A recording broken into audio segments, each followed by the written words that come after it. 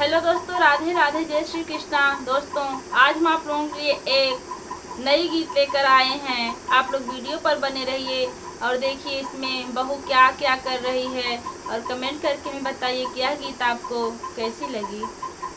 दैया रे दैया बदल गई दुनिया, दैया रे दैया बदल गई दुनिया, सासू के आगे पतोह मलकिनिया, सासू के आगे पतोह मलकिनिया। सासू कहे बहू भोजन बनाइला, सासू कहे बहू भोजन बनाइला, बहू ना बनई है ननदिया, बहू ना बनई है ननदिया।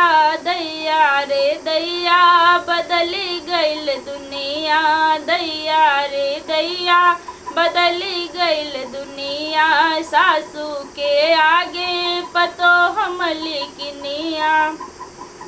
जेठनी कहे बहू बर्तन धोआइला, जेठनी कहे बहू बर्तन धोआइला, हम ना धोआइब दुखई है अंगुरिया, हम ना धोआइब दुखई है अंगुरिया। सासू के आगे पतोह मलकिनिया, सासू के आगे पतोह मलकिनिया। दैया रे दैया बदल गइल दुनिया, दैया रे दैया बदल गइल दुनिया।